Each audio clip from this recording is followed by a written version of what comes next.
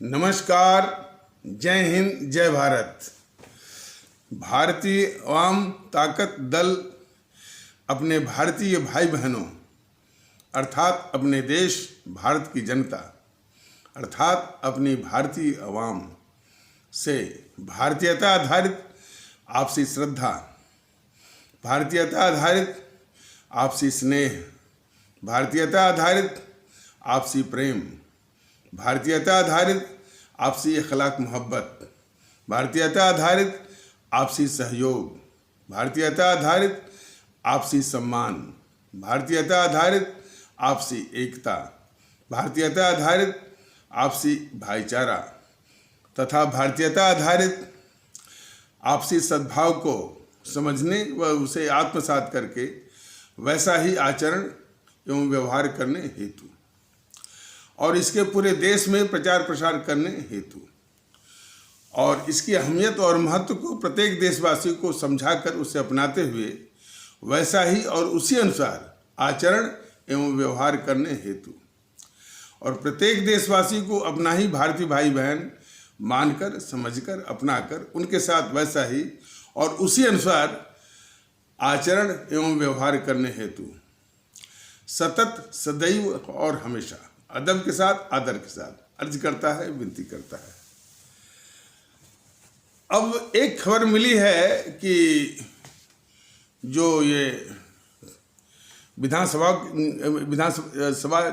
चुनाव के दौरान ये विभिन्न टीवी चैनलों के पत्रकार जो है इस तरह से सभाएं आयोजित करते हैं और जनता का मूड जानने की कोशिश करते हैं। तो एक ने पुरजोर से कहा कि हमको बंगाली उंगाली मत कहो, मैं सिर्फ इंडियन हूं। यह खबर सुनकर के भारतीय जनता ताकत दल को बहुत ही प्रसन्नता का अनुभव हुआ कि कम से कम जो ये भारतीयता के माहौल के लिए कोशिश कर रहा है, कम से कम उसकी चिंगारी, उसके लक्षण जो है दिखना जो है प्रारंभ हो गए हैं। थोड़ा उस भारतीय भाई से विनती है या इस प्रकार सभी भारतीय भाई बहनों से विनती है कि ये इंडियन शब्द का भी इस्तेमाल छोड़ दें। ये इंडियन जो शब्द है यह भी एक आयातित इंपोर्टेड शब्द है। शुद्ध जो अपने भारतीय परिवेश का जो शब्द है वो भारतीय शब्द है। इंडियन शब्द तो रखना ही नहीं है। इंडियन शब्द का बहुत तमाम इस्तेमाल वो माने ये भारत में जो है जिनकी मानसिकता जो है भारतीय परिवेश के अनुसार नहीं रही है और बॉलीवुड वाले हमेशा इंडिया इंडिया ही की बात करते हैं। तो लेकिन इस आयातित शब्द का जो इंडिया जो शब्द है इसे परहेज करने की जरूरत है। तो इंडिया नहीं, हम लोग सभी भारतीय है। माहौल भारतीयता का है, इंडियन का नहीं है। वैसे भी आप सुने होंगे कि इस देश में इन जेएनपीसी वालों ने एक इंडिया बनाया, एक भारत बनाया। तो भारत को जो है सबसे यानी असहाय जो असहाय जो हमारी जो भारत की जनता का जो समूह है उसको बनाया कि भारत है। और इंडिया मतलब कि जो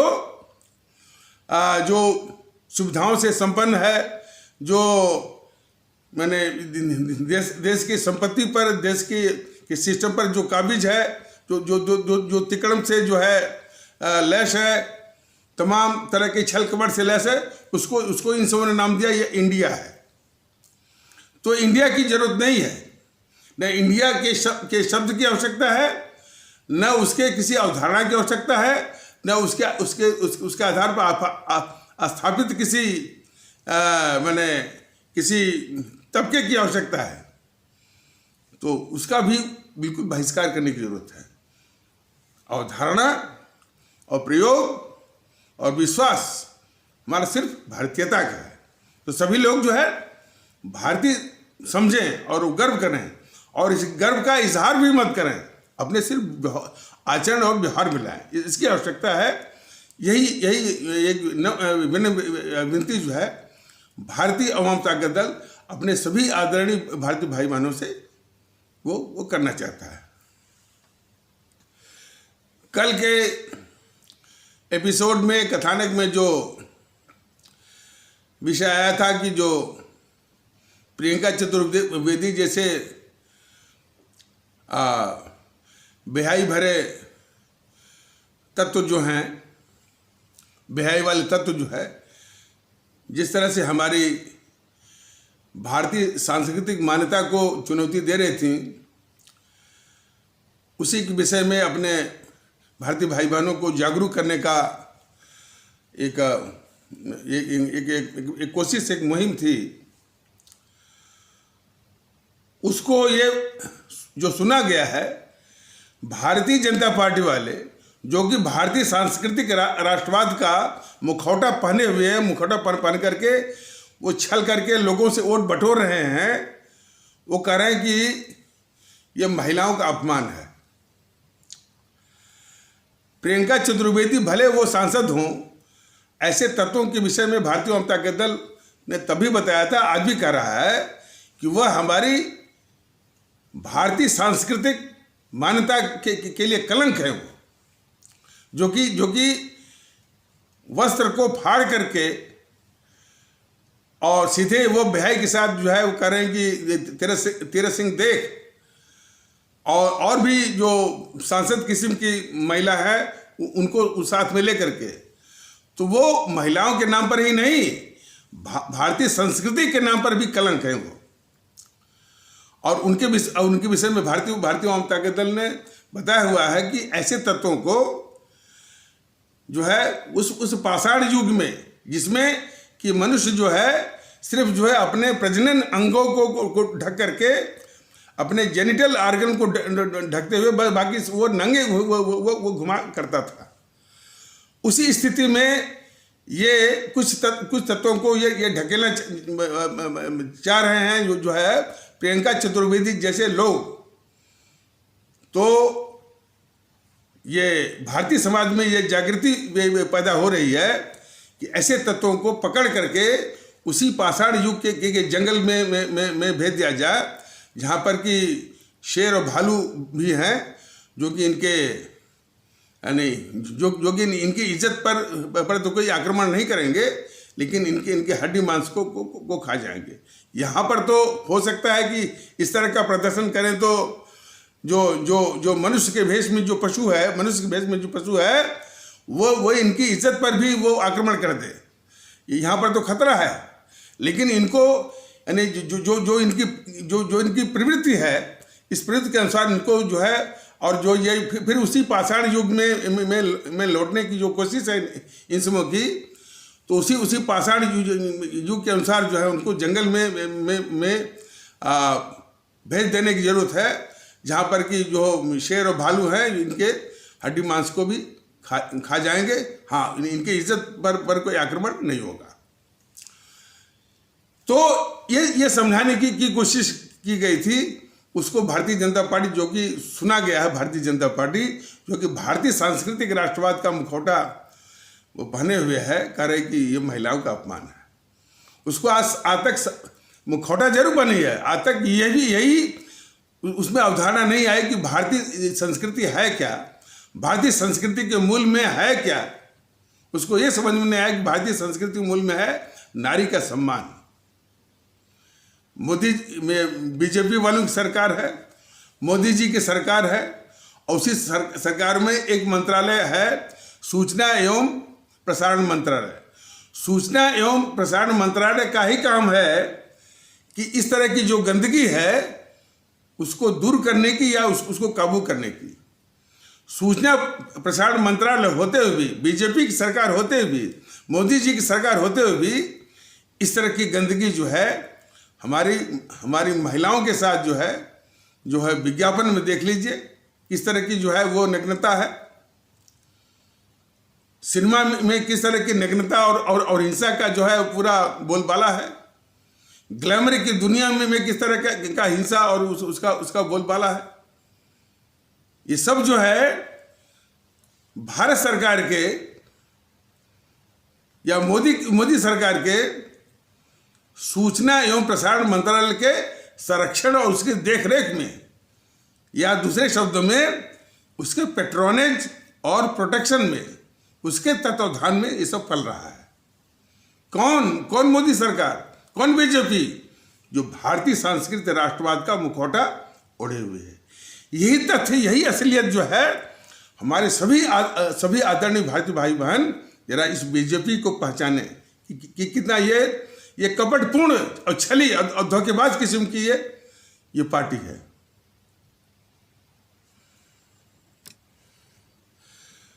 इसका जो छल है भारतीय जनता पार्टी का, देखिए, जब भी भारतीय जनता पार्टी के विषय में भारतीय अवाम ताकत दल अपने आदरणीय भारतीय भाई बहनों को बतलाने की कोशिश करता है या बताता है, उसका एक कदाप अर्थ नहीं है कि इस भारतीय जनता पार्टी से या मोदी से ये जीएनपीसी वाले, जीएनपीसी का राहुल गांधी, सोनिया गांधी इत्यादि, या बम दल वाले, या जो छोटे वाले जो छत्रप हैं समाजवादी पार्टी के अखिलेश यादव और मुलायम सिंह यादव, और ये मायावती, और टीएमसी की ममता बनर्जी, शिवसेना के उद्धव ठाकरे, और एनसीपी के शरद पवार इत्यादि, ये उनसे बेहतर हैं। अलबत्ता मोदी जी और बीजेपी उन पार्टियों से लाख दर्जे बढ़िया है, इसमें कोई शक नहीं है। यही तो इसकी खुराफात है कि ये उनसे तुलना करती है, उनसे तुलना करके जो इसकी जो देश विरोधी हरकत है उसको छिपाने की एक कोशिश है। ये तुलना करती है उस गद्दार जीएनपीसी से, गांधी नेहरू परिवार चांडाल चौकड़ी काकस से, जिसको आप सभी लोग भ्रमवश या गलतीवश या भूलवश कांग्रेस कर रहे हैं, उससे से तुलना करवाती है बीजेपी अपने को या मोदी जी की। अब वामदलों से ये सब गद्दार संगठन है। अच्छा, और कल जो है वो कल के एपिसोड में बताया गया था शिवसेना का चरित्र, कि वो नफरत के ही आधार पर वो पार्टी का विस्तार हुआ है, और उसको खड़ा करने वाली जीएनपीसी, गांधी नेहरू परिवार चांडाल चौकड़ी थी सन 70 के दशक में। तो बीजेपी वाले और वो जो कह रहे थे कि कल का जो एपिसोड था भारतीय अवाम ताकत दल का, वो यूट्यूब के माध्यम से वो महिलाओं का अपमान है, नारियों का अपमान है, वो पहले इस बात का जवाब दें कि वो शिवसेना जिसकी राजनीति का विस्तार जो है नफरत के आधार पर ही चला है, उसके साथ उसको यह 30 साल तक जो है साथ में कैसे रखी है। देश जो है ये जानना चाहता है उस बीजेपी से कि वो शिवसेना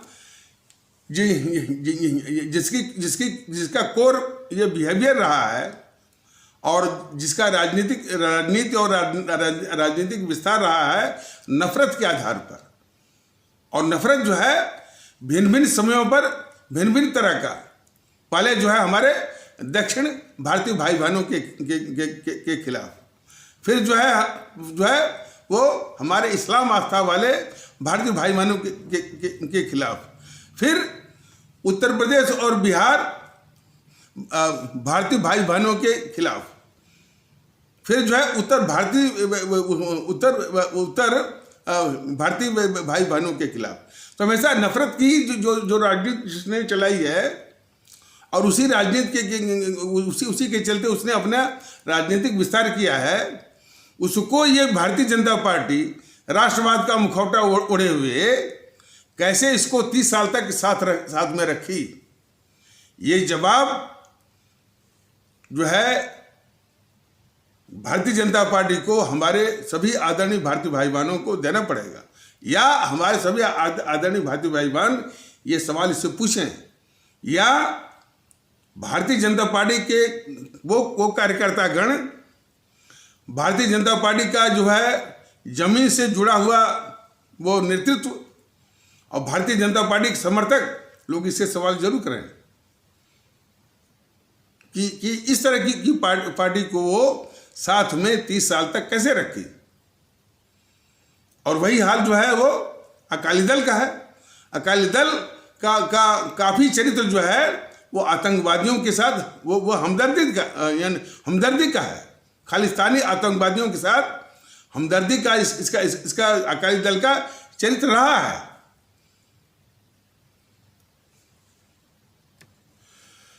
तो खालिस्तानी आतंकवादियों के हमदर्द अकालियों को ये राष्ट्रवाद का मुखौटा ओढ़े हुए भारतीय जनता पार्टी कैसे अकाली को साथ में लेकर चली थी इतने सालों तक। और देश को यह भी जानना चाहिए कि खालिस्तानी आतंकवाद को खड़ा करने वाली मुख्य रूप से कौन है? जीएनपीसी, गांधी नेहरू परिवार चांडाल चौकड़ी की वो गद्दार इंदिरा, जबकि उसने भिंडरावाले को खड़ा किया। और वो भिंडरावाला वो जो हमारा पवित्र स्थल है स्वर्ण मंदिर में, वहीं उसी में जाके घुस गया और वहीं से जो है खालिस्तानी आतंकवाद का संचालन करता था।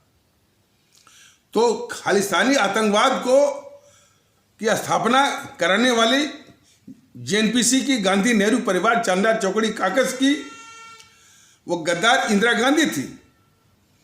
और उसी खालिस्तानी आतंकवाद के हमदर्द हैं अकाली, और उसी अकाली का ये साथ में रखती थी भारतीय जनता पार्टी राष्ट्रवाद का मुखौटा ओढ़े हुए। तो ये सारे तथ्य जो है हमारे सभी आदरणीय भारतीय भाई बहन गौर से समझें इस बात को। तो शिवसेना का जो चरित्र है उसको इसने 30 साल तक रखा, तो इस पर सब नहीं बोल रहे हैं। तो कुछ इनकी और भी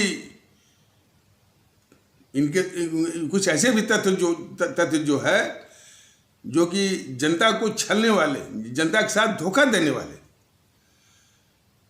ये बताने जरूरी है। आप लोग देखते होंगे कि जब मोदी जी जनसभा को संबोधित करने जाते हैं या उनके सिपह सालार अमित शाह या जेपी नड्डा जैसे लोग सभाओं को संबोधित करते हैं, तो एक नारा दिलाना जो है वो बिल्कुल नहीं भूलते, वंदे मातरम वंदे मातरम। और जहां तक वंदे मातरम का सवाल है, ये हमारे आज़ादी का इनकलाबी नारा है। आज कुछ देश विरोधी ताकतें इसका अपमान करती हैं। ये मैंने जीएनपीसी, गांधी नेहरू परिवार चांडाल चौकड़ी काकस के लोग इसका अपमान करते हैं, और उसके कुछ सिपा सालार, खास करके बहुजन समाज पार्टी के लोग। और ये कुछ वर्षों के पहले देखा गया था कि कुछ जिलों के पार्षद जो कि इसी बहुजन समाज पार्टी की ओर से थे, पार्षद जो है कुछ जिलों के, वो जो है वंदे मातरम का जो है वो अपमान कर रहे थे। और उन्हीं के सिखाए हुए कुछ कट्टरवादी तत्व जो है इस्लाम आस्था वाले, वो भी कभी कभी ये वंदे मातरम का अपमान करते हुए दिखते हुए हैं। लेकिन वंदे मातरम इस देश की आत्मा है। वंदे मातरम हमारा इनकलाबी नारा था। आज़ादी की लड़ाई के दौरान लाहौर से उर्दू में एक वंदे मातरम करके अखबार निकलता था। यह देश को जानना चाहिए कि देश को जगाने के लिए उर्दू में एक अखबार था जो कि लाहौर से निकलता था, उसका नाम था वंदे मातरम। तो वंदे मातरम हमारी आत्मा है, और उसी को ये बीजेपी भुनाती है। हर जनसभा को संबोधित करने के पहले वंदे मातरम वंदे मातरम वंदे मातरम का नारा मोदी जी लगाते हैं, और इनके सिपा सालार चाहे अमित शाह हो, चाहे जेपी नड्डा हो, चाहे जो हो। लेकिन यदि वंदे मातरम का इनको सम्मान करना है तो जो जॉर्ज पंचम के चमचागिरी में जो वो अस्तुति गान था, चमचागिरी वाला गान था, जनगण मन अधिनायक, जनगण मन अधिनायक कभी भी देशभक्ति, देश के संबंध में गाना, वो गीत है ही नहीं। यह देश के लोग जान जाए। जनगण मन अधिनायक जय है भारत भाग्य विधाता। भारत ये बीजेपी वालों से और जेएनपीसी वालों से पूछ लिया जाए कि भारत भाग्य विधाता कौन है, तो स्पष्ट हो जाएगा। ये जो जनगण मन अधिनायक जय है, यह जॉर्ज पंचम जो भारत में आया था, जो इंग्लैंड का जो राजा था, किंग था, उसी की चमचागिरी में गाना हुआ, उसी की चमचागिरी में गाया हुआ ये गाना है। उसी को इसे घोर गद्दार जवाहरलाल नेहरू ने इसको राष्ट्रगान बना दिया, और वो कलंक आज भारत की बातों पर पड़ा हुआ है। तो भारतीय जनता दल इस बीजेपी से पूछना चाहता है, क्या इस कलंकित राष्ट्रगान जो जनगण मन अधिनायक जो कि जॉर्ज पंचम के चमचागिरी में गाया हुआ गाना है, जिसको कि घोर गद्दार नेहरू ने राष्ट्रगान बना दिया, उस कलम को हटा करके वंदे मातरम को जो है राष्ट्रगान बना करके वंदे मातरम को वो इज्जत देने के लिए तैयार है? ये सवाल हमारे सभी आदरणीय भारतीय भाई बहन इस बीजेपी से, इस मोदी से पूछें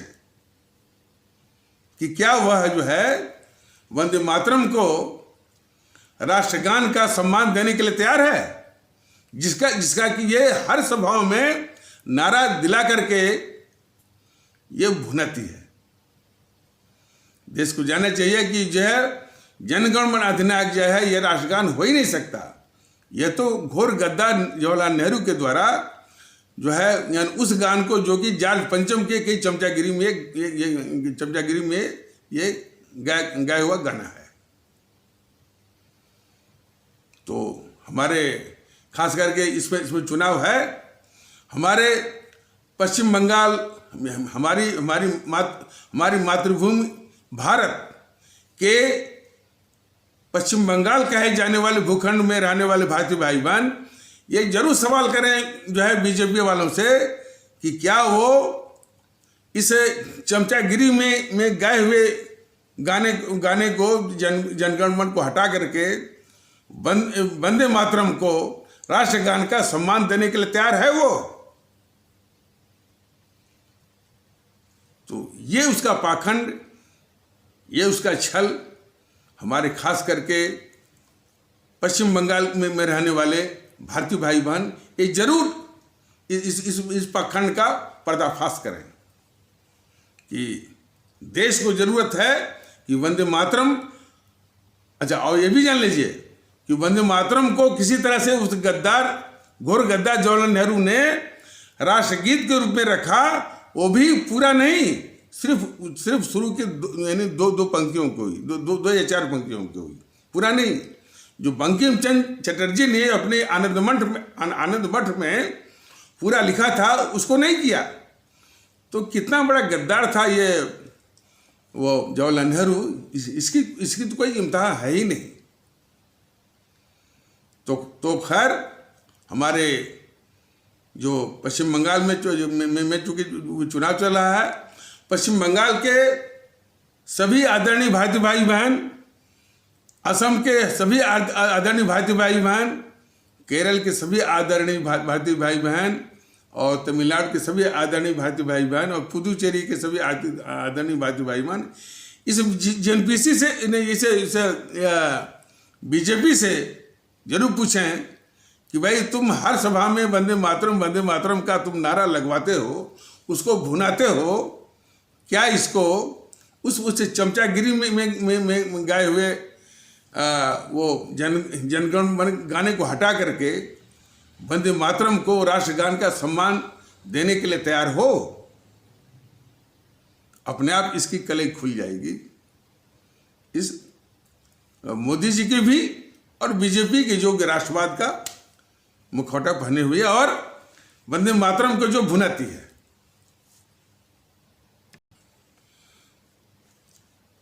ये हमारे सुभाष चंद्र बोस, हमारे जो परम आदरणीय राष्ट्रभक्त शिरोमणि नेताजी सुभाष चंद्र बोस को भी भुनाती है ये बीजेपी और मोदी जी। उनके जन्म दिवस जो 23 जनवरी को पराक्रम दिवस, बस यहीं तक भुना लिया। लेकिन जो वो ये 21 अक्टूबर 1943 को जो उन्होंने आजाद भारत की स्थापना की थी, वो रंगून में, और ये बोले भी थे क्या 15 अगस्त के स्थान पर 21 अक्टूबर को आजादी का दिवस घोषित करेंगे, या उस 15 अगस्त के स्थान पर 21 अक्टूबर को आजादी का दिन का सम्मान देने के लिए तैयार हैं मोदी जी? बोले तो थे, एक बार उन्होंने भुनाने के लिए बोल दिया था कि भाई हमारे सुभाष चंद्र बोस ने जो है आजाद भारत की स्थापना जो है 21 अक्टूबर 1943 को की थी।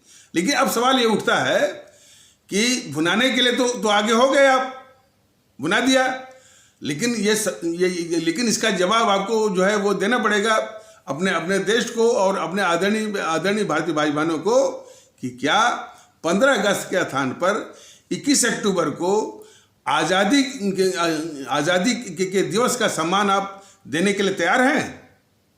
यह सवाल हमारे सभी आदरणीय भारतीय भाई बहन, हमारे सभी आदरणीय भारतीय अवाम इस बीजेपी और मोदी जी से, जो कि राष्ट्रवाद का मुखौटा पहने हुए है और जो कि हमारे सुभाष चंद्र बोस को भुनाती रहती है, उसे जरूर पूछें। अपने आप इनकी कलई खुल जाएगी। और किस तरीके से इस गद्दार मोहनदास करमचंद गांधी ने बराबर अपमानित किया है हमारे सुभाष चंद्र बोस को। तो उसकी जो भारतीय नोटों पर जो उसकी फोटो लगी हुई है, उसके स्थान पर हमारे परम आदरणीय राष्ट्रभक्त शिरोमणि नेताजी सुभाष चंद्र बोस को उन भारतीय नोटों पर वो प्रतिष्ठित करने के लिए तैयार है। ये भारतीय जनता पार्टी और बीजेपी और ये मोदी जी, अपने आप इनकी जो है वो कलई खुल जाएगी। और यही सारे सवाल उस टीएमसी की जो है वो जो ममता बनर्जी है, जो कि घोर सांप्रदायिक है, घोर हिंसा को फैलाती है और वो जो है वो भ्रष्टाचार में भी डूबी हुई है। हम हमेशा हिंदू मुस्लिम की नफरत वो फैलाती है और सुभाष चंद्र बोस का नाम भी भुनाती है। तो ये इसी तरह के सारे सवाल जो है उस ममता बनर्जी से भी पूछे जाने की जरूरत है। और विशेष करके कि जैसा कि पिछले एपिसोड में बताया गया था कि इस घोर गद्दार जवाहरलाल नेहरू ने साजिश करके रूसी शासकों से मिलकर के हमारे परम आदरणीय राष्ट्रभक्त शिरोमणि नेताजी सुभाष चंद्र बोस को रूस के जेलों में निर्मम यातनाएं देकर के मरवाया था। तो उनका ये हत्यारा है, हमारे नेताजी सुभाष चंद्र बोस का ये हत्यारा है, ये घोर गद्दार जवाहरलाल नेहरू। तो अब ममता बनर्जी की जिम्मेदारी बनती है कि हमारे पश्चिम बंगाल के भारतीय भाई बहनों को जरा साफ कर दें, स्पष्ट कर दें कि उस घोर गद्दार जवाहरलाल नेहरू को अपना नेता मानती है कि नहीं मानती है, जो कि हमारे परम आदरणीय राष्ट्रभक्त शिरोमणि नेताजी सुभाष बोस को जिसने साजिश के तहत जो इसने हत्या करवाया था। ये सभी हमारे आदरणीय भारतीय भाई बहन पश्चिम बंगाल के, चूंकि इसमें चुनाव है, जरूर इससे पूछें, इसकी भी कलई खुल जाएगी। और वामदल तो वामदल ही है, एनपीसी तो खैर हमेशा जो है वही गंदगी सांप्रदायिकता था, उसको कोई और नहीं मिला, एक फुरफुरा वाला मिला अब्बास सिद्दीकी, और वहाँ कोई आसाम में है इसी प्रकार का एक सांप्रदायिक संगठन। हमेशा उसी सांप्रदायिकता की गंदगी ही इसको जो है हमेशा इसको अच्छी लगती है। कहना उसे बुरा लगता है, लेकिन समझाने की मजबूरी है कि जैसे कोई सुअर होती है ना, उसको हमेशा गंदगी, उसको अच्छा पकवान सामने रख दीजिए, उसको पसंद नहीं आता है, हमेशा गंदगी की ओर ही भागती है। वही हाल जो है जेएनपीसी का है। सांप्रदायिकता की जो गंदगी है, जो उसको उसी की ओर भागती है, उसी से गठजोड़ करती है। तो अब्बास सिद्दीकी जैसे लोग भले उन्होंने अपना नाम रख लिया है सेकुलर, क्या इंडियन सेकुलर फ्रंट ISF करके, लेकिन घोर सांप्रदायिक है सब। उसी प्रकार आसाम में भी इसी प्रकार है। और उन समूह ने तो कहा हुआ भी था कि हम जो है वो इस्लामिक स्टेट बनाना चाहते हैं। तो उसी के साथ जो है इस घोर गद्दार जेएनपीसी का गठजोड़ होता है। तो इसको भी वो देश पहचान ले। तो जरूरत इस बात की है कि ये तो तरह तरह से भारतीय जनता दल अपने आदरणीय भारतीय भाई बहनों को बता रहा है। ये सब की सब पार्टियां जो है इस देश की इस देश की, भारत की और भारतीय समाज की घोर शत्रु है। और उसके साथ साथ ये मीडिया तंत्र भी शत्रु है। और इन सबों का इलाज करने के लिए कोई ताकत भारत में सिवाय अपने भारतीय अवाम के कोई बची नहीं है, कोई संस्था नहीं बची है। यही एक मौका है चुनाव का, जिसमें नोटा का इस्तेमाल करना, नोटा का सशक्त रूप से इस्तेमाल करके इन सारी शक्तियों का नाश करना है। यही बात बराबर भारतीय जनता दल विनती कर रहा है। अब ये कुछ सुनने में आया है, अब ये सुनी हुई बातें, लेकिन फिर भी उसमें कुछ मतलब की चीजें निकल आती हैं। बीजेपी के नेता कुछ अपने छुट भाइयों से कहलवाते हैं कि भाई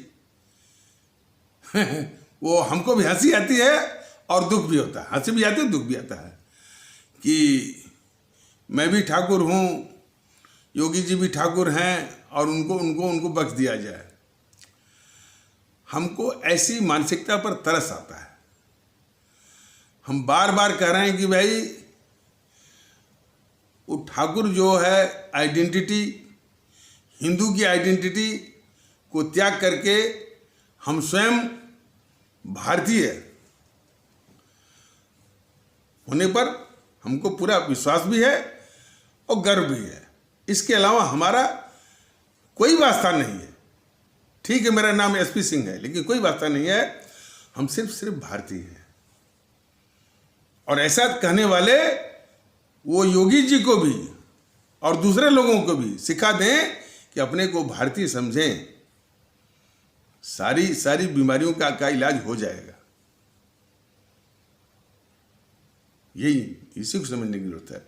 और सभी इस प्रकार जो इसी तरह के गंदगी में जो फंसे हुए हैं कि हम ब्राह्मण हैं, उस गंदगी से निकल करके हम भारतीय हैं, इसमें है। अब जैसे पश्चिम बंगाल से ये चिनगारी अब आना शुरू हो गए। वो कह रहा है कि भाई हम बंगाली वगैरह नहीं है, हम इंडियन हैं। तो थोड़ा सा वो सुधार कर ले, इंडियन शब्द का प्रयोग ना करें, बल्कि बोले हम भारतीय हैं। यही आवाज, यही उत्कंठा, यही उद्गार जो है हर एक जो है भारतीय भाई बहनों के माने मन में और मुंह से आना चाहिए और आचरण में आने की आवश्यकता है। हम भारतीय हैं और इसी के आधार पर एकता, भारतीय भाई बहनों के बीच में एकता। तो इसलिए सबको यह समझने की आवश्यकता है। हालांकि इसका नाम भी जपना जब शुरू कर दिए हैं, नाम जपने से कुछ नहीं होता। वैसा आचरण चाहिए, वैसा व्यवहार चाहिए, वैसे आपके कारनामे भी चाहिए। ये चीज है। सिर्फ नाम जपने से, नकल करने से कुछ नहीं होता। नकल का दुष्परिणाम क्या होता है? अब देखिए, देश को बांटने वाली ये जेएनपीसी, इस कांग्रेस ने 1909 में ही जब इंडियन काउंसिल एक्ट आया था अंग्रेजों के द्वारा, जो कि डिवाइड एंड रूल के द्वारा जो है देश में शासन कर रहे थे, डिवाइड एंड रूल माने हिंदू मुस्लिम के बीच में डिवाइड करके, माने विभाजन करके वो शासन करने की उनकी एक साजिश थी। तो उसी साजिश के तहत एक उन्होंने इंडियन काउंसिल एक्ट निकाला, जिसमें इस्लाम आस्था वाले भारतीय भाई बहनों के लिए एक अलग मतदाता मंडल, सेपरेट इलेक्टोरेट की बात कही गई थी। उसको इस कांग्रेस ने हुबहू मान लिया। तभी से पाकिस्तान बनने की स्वीकृति इसने दे दिया, इस कांग्रेस ने 1909 में ही।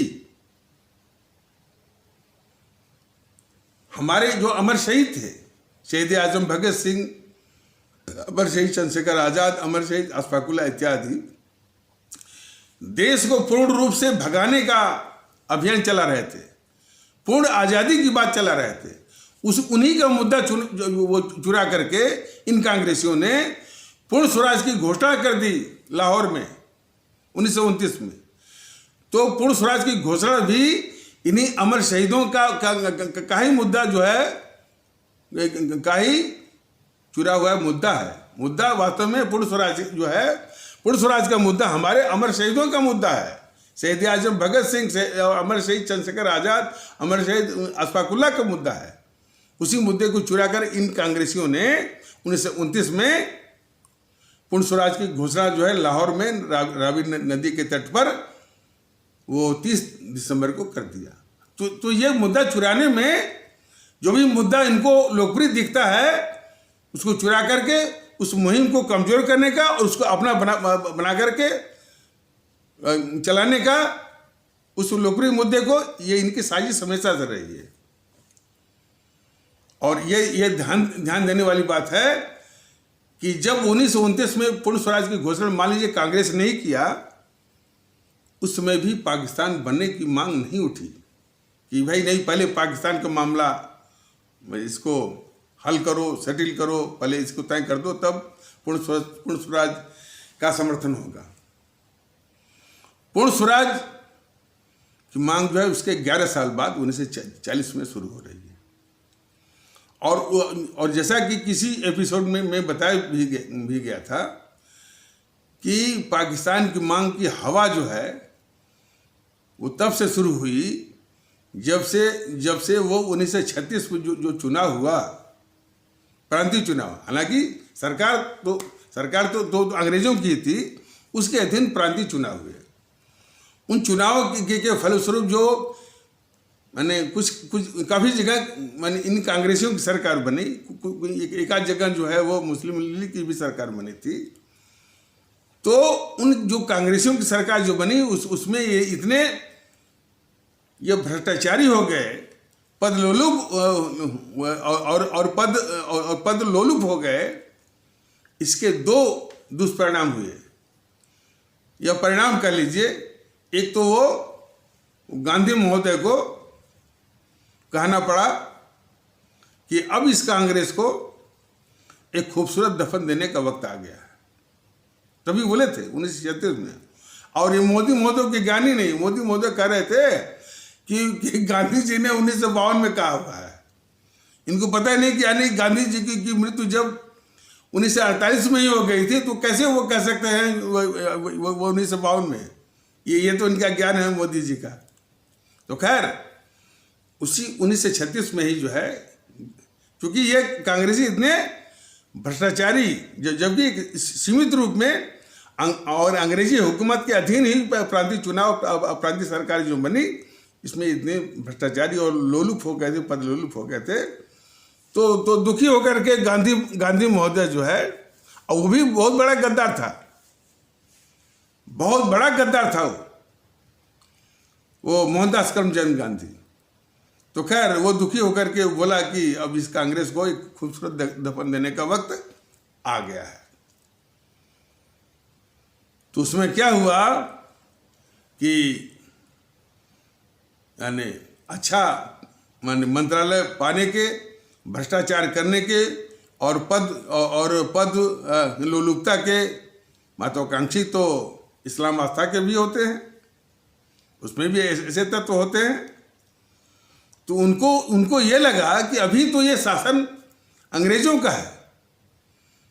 अच्छा, और इन सबों ने क्या किया था कि ये जो जो हिंदू सनातन आस्था वाले समाज से जो कांग्रेस में थे, अच्छे अच्छे मंत्रालय माने मलाईदार जिसे कहा जाता है, तो मलाईदार मंत्रालय अपने पास रख लिए और बेमलाई वाला मंत्रालय जो है इस्लाम आस्था वाले भारतीय भाई बहनों के समाज से जो इस कांग्रेस में थे उनको थमा दिया। आप समझ रहे हैं ना कि हिंदू सनातन आस्था वाले भारतीय भाई बहनों के समाज से जो कांग्रेसी थे वो अच्छे अच्छे मंत्रालय, अच्छा माना मलाईदार मंत्रालय वो ले करके कम मलाईदार वाले या बिल्कुल मलाईदार वाले नहीं वाले वो मंत्रालय, वो विभाग, वो इस्लाम आस्था वाले भारतीय भाई बहनों के समाज से जो कांग्रेसी थे उनको थमा दिए। तो इस्लाम आस्था वाले भारतीय भाई बहनों के समाज में भी तो महत्वाकांक्षी होते हैं, उनको भी पद चाहिए, उनको भी मलाई चाहिए, वो भी पद लोलुप होते हैं। तो वो महत्वाकांक्षी पद लोलुप भ्रष्टाचारी तत्व जो है, जो कि इस्लाम आस्था वाले भारतीय भाई बहनों के समाज से वो कांग्रेसी थे, तो उन्होंने कहा कि भाई अभी तो ये पूरा शासन अंग्रेजों का है, लेकिन जिस दिन अंग्रेज ये चले जाएंगे उस दिन ये हिंदू लोग जो है मेरा क्या हाल करेंगे, ये सोच करके उनके नीचे की जमीन खिसक गई। तो ये सोचने पर मजबूर हो गया कि भाई अपना खुद का इंतजाम होना चाहिए। ये जड़ है पाकिस्तान बनने की मानसिकता में। इसीलिए 4 वर्ष बाद 1940 में पाकिस्तान की मांग जो है मुखर हो गई। ये इतिहास में दर्ज है, लेकिन इन कारणों पर जो है बहुत सफाई से जो है पर्दा डाला गया है। ये तो कोई बहुत विचार करके खोद करके जो इसको समझने की कोशिश करेगा उसको मालूम पड़ेगा। और वही चीज़ हम अपने सभी आदरणीय भारतीय भाई बहनों को बता रहे हैं।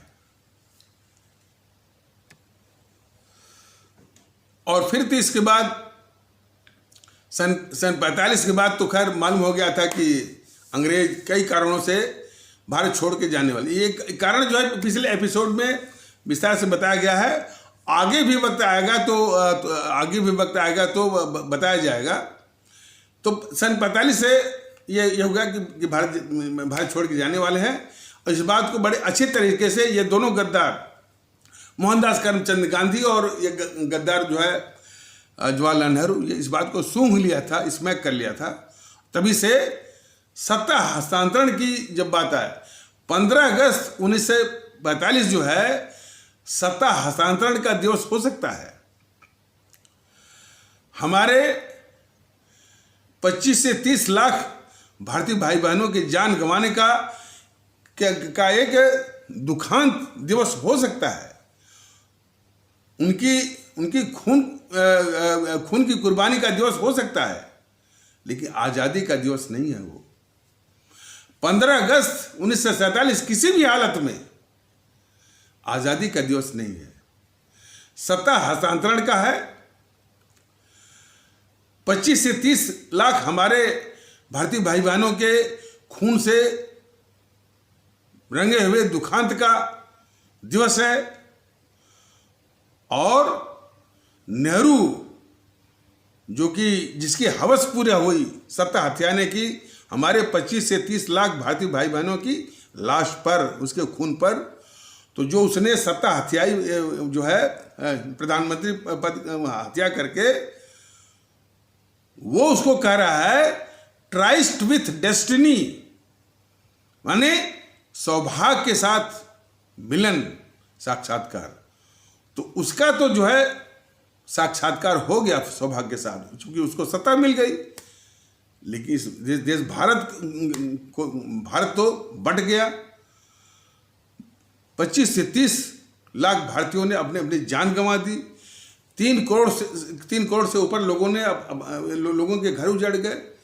तो ये तो तबाही का दिवस है। तो ये तबाही का दिवस है, बर्बादी का दिवस है। और हमारे 25 से 30 लाख लोगों के खून बहाने का, कुर्बानी का दिवस है। और देश के सबसे खतरनाक दुखांत का दिवस है, वो सत्ता हस्तांतरण का दिवस है, आज़ादी का दिवस हरगिज नहीं है 15 अगस्त। तो ये मोदी महोदय कभी कभी बोलते हैं कि भाई सुभाष चंद्र बोस ने जो रंगून में आज़ाद भारत की 21 अक्टूबर 1943 को जो स्थापना की थी, तो 21 अक्टूबर ही जो है हमारा आज़ादी का दिवस होना चाहिए। तो महोदय करते क्यों नहीं? सुभाष चंद्र बोस का नाम भुनाते हो तो 21 अक्टूबर को आज़ादी का दिवस जो है वो बनाते क्यों नहीं? लेकिन बनाएंगे नहीं, नाम भुनाएंगे।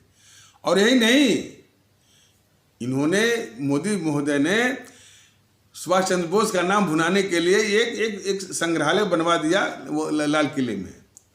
और फिर यही जब दिवस आया 21 अक्टूबर का कि चलिए भाई वो आज़ादी का दिवस मनाइए कुछ रहे, तो ये मैं नहीं कर रहा हूँ, इनके मोदी जी के जो सिपह सालार हैं, नाम उनका नहीं बताऊंगा, वो कह रहे हैं कि मोदी जी उनसे कह रहे थे, उन सिपह सालारों से, कि हमको उस समारोह में मत ले जाइए, नहीं तो लोग मेरा बाल नोच लेंगे। ये बहाना करके उस सुभाष चंद्र बोस के जो है आज़ादी के दिवस 21 अक्टूबर में गए नहीं। क्या बहाना करके? तो देश, खास करके इसमें चुनाव चल रहा है, हमारे पश्चिम बंगाल के भारतीय भाई बहन ये जरूर सवाल करें इस पाखंडी मोदी से कि तुम जो है सुभाष चंद्र बोस का नाम भुनाता है, कहता भी है, तो 21 अक्टूबर को आज़ादी के दिवस का सम्मान देता क्यों नहीं है? तो हम इस तरह से सवालात हैं जो कि मोदी जी के, बीजेपी के राष्ट्रवाद के मुखौटे को बिल्कुल चिथड़ा तार करते हैं। न तो ये वंदे मातरम को राष्ट्रगान बनाने को तैयार हैं, न तो हमारे परम आदरणीय राष्ट्रभक्त शिरोमणि नेताजी को कम से कम जो है भारतीय नोटों पर उनकी फोटो लगाकर उनको राष्ट्र महानायक के रूप में सम्मान देने को तैयार हैं, और न तो वंदे मातरम, जिसको बार बार ये भुनाते हैं अपनी जनसभा में, उसको राष्ट्रगान का सम्मान देने को तैयार है, सिर्फ नाम भुनाने के लिए। तो कितने बड़े छली हैं, यह देश को जानना बहुत जरूरी है। और एक बात, ये उस मोहनदास करमचंद गांधी को भुनाते हैं जो हर तरह से गद्दार था। जैसे कि बताया गया कि प्रथम विश्व युद्ध में इस मोहनदास करमचंद गांधी ने अपने दुश्मन अंग्रेजों की सहायता के लिए भारतीयों को अंग्रेजों की सेना में भर्ती करवाया था, पहली गद्दारी इसकी। फिर 1919 के आसपास इस्लाम आस्था के कुछ कट्टरवादी तत्व जो है टर्की की बात को लेकर के एक आंदोलन वो चला रहे थे, खिलाफत आंदोलन, टर्की की बात को लेकर। ऐसा आज भी होता है, कुछ सनकी किस्म के, बददिमाग किस्म के कट्टरवादी तत्व जो है कहीं भी बाहर घटना होती है, भारत में ही जो है वो उपद्रव करते हैं, भारत में ही जो है वो आंदोलन चलाते हैं। तो ऐसा रवैया तब भी था कि टर्की की बात को लेकर के इस्लाम आस्था वाले भारतीय भाई बहनों के समाज से वो जो है आंदोलन वो चला रहे थे, उसका नाम था खिलाफत आंदोलन। इस गद्दार मोहनदास करमचंद गांधी ने वो जो कट्टरवादियों द्वारा चलाए गए उस खिलाफत आंदोलन को इसने राष्ट्रीय आंदोलन का, यानी आज़ादी की लड़ाई के आंदोलन का इसने हिस्सा बना दिया, इस गद्दार मोहनदास करमचंद गांधी ने, जान लीजिए। और सबसे बड़ी गद्दारी तो इसकी तब हुई कि हमारे ये शहीद आजम भगत सिंह, अमर शहीद सुखदेव और अमर शहीद राजगुरु की जो फांसी लगने वाली थी, उसमें पूरा देश उबल गया था, तमाम बोरे चिट्ठियां आ रही थी, उसमें तो जन मोबाइल वगैरह था नहीं। तो कांग्रेस में भी काफ़ी रोष हो गया था। ये दबाव बन रहा था कि भाई जाकर के ये जो वायसराय लॉर्ड इरविन से जाकर इनकी फांसी रुकवाने के लिए जाकर कहे। पहले तो बहुत बहाना वहाना मारा न जाने के लिए, तो फिर जाकर के वो गया वायसराय के बाद, और वायसराय के बाद जाकर इसने उल्टी पट्टी पढ़ा दिया। क्या क्या पट्टी पढ़ाया कि अरे भाई ये लोग तो जनता में बहुत लोकप्रिय हैं, इनको कुछ हुआ तो बहुत बड़ा अशांति फैल जाएगी, बवाल मच जाएगा, पूरा विध्वंस हो जाएगा, आप काबू में नहीं कर पाएंगे। तो अच्छा है कि अब फांसी जो है अमूमन उसकी एक परंपरा रही है, परिपाटी रही है कि सुबह के वक्त ही लगती है। तो 24 मार्च 1931 को ही फांसी लगनी थी। इसने ये सलाह दिया है कि इनको जो है शाम को ही मार दो।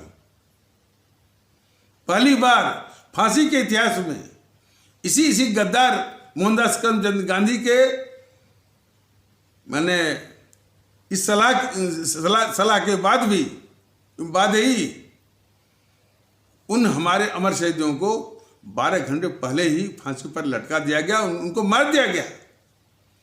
तो जो हमारे अमर शहीदों को यानी देश कह रहा है कि भाई इनकी फांसी को रोको, और जाकर के वो उन अमर शहीदों को फांसी रुकवाने के बजाय 12 घंटे पहले मार देने की सलाह दे रहा है। यह देश ही फैसला करे कि उससे बड़ा गद्दार कौन होगा। अरे मीर जाफर और जयचंद तो बहुत ही छोटे, बहुत बौने दिखेंगे।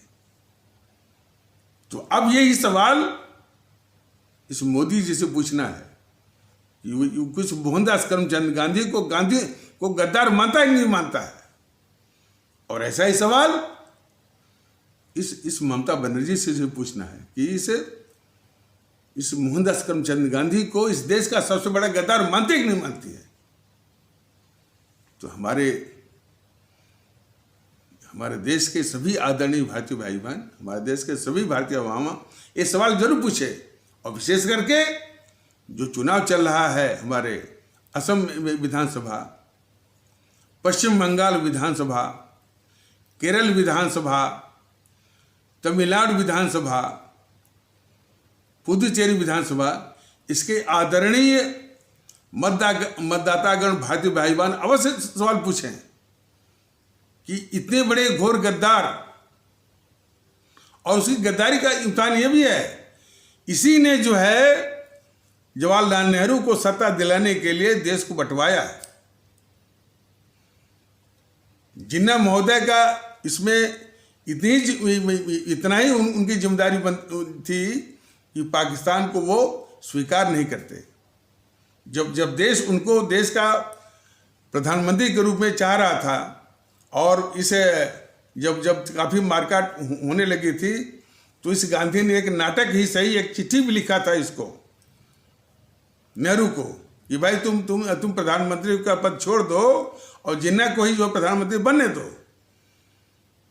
तो ये बात तो सार्वजनिक भी हो गई। तो इस नेहरू कह रहा है कि जिन्ना को प्रधानमंत्री तो बहुत दूर की बात है, मैं उसको अपने कैबिनेट का चपरासी भी नहीं बनाऊंगा।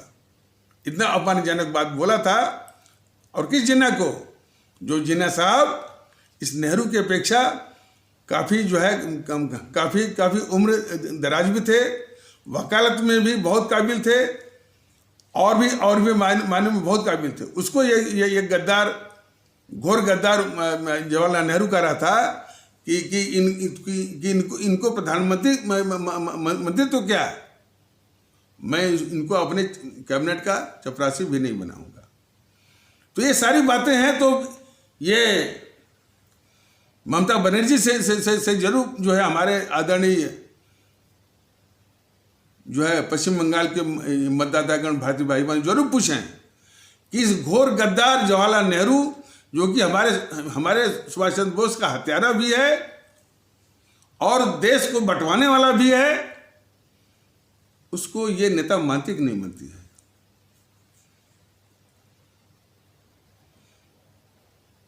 और मोहनदास करमचंद गांधी को भी अब नेता मानती कि नहीं मानती है?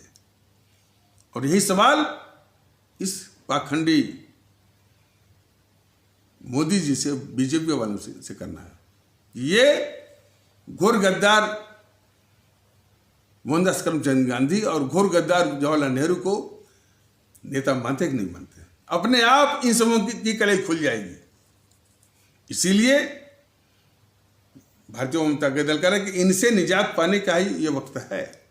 इसलिए नोटा नोटा नोटा, इस नोटा के संदेश को हमारे सभी आदरणीय भारतीय भाई बहन सोशल मीडिया के सशक्त माध्यम के जरिए, हमारे आदरणीय मतदातागण भारतीय भाई बहन असम विधानसभा के, पश्चिम बंगाल विधानसभा के, केरल विधानसभा के, तमिलनाडु विधानसभा के, पुदुचेरी विधानसभा के आदरणीय मतदातागण भारतीय भाई बहनों तक पहुंचाएं और नोटा को सफल बनाएं। नोटा के द्वारा इन देश विरोधी ताकतों को, इन भारत समाज के घोर विरोधी ताकतों को शिकस्त दें नोटा के जरिए, और नोटा नोटा नोटा के इस अभियान को पूर्ण सफल बनाए।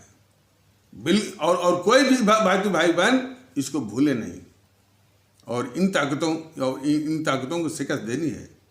भारतीय जनता दल के पास जब संसाधन आ जाएगा, ये भी कैंडिडेट खड़ा करेगा, और इन कैंडिडेटों को भी यदि इनको लगा कि भाई कि वो चार मानदंड जो है कि राष्ट्रभक्ति, समर्पण, कर्तव्यनिष्ठा और चरित्रवान के मानदंड पर ये खरे उतरते हैं, तभी भारतीय जनता दल के भी कैंडिडेट को समर्थन देना है, वरना नहीं। अब जिस भी कैंडिडेट को समर्थन देना है, वह इन्हीं पात्र कैंडिडेट को समर्थन देकर भेजना है, तभी जाकर के कुछ निजात, इन समों से निजात मिल पाएगी और कुछ सुधार की उम्मीद हो सकती है। तो इन्हीं आवश्यक शब्दों के साथ इस आवश्यक परिचर्चा को यहीं पर विराम दिया जाता है। तब तक के लिए नमस्कार, जय हिंद, जय भारत।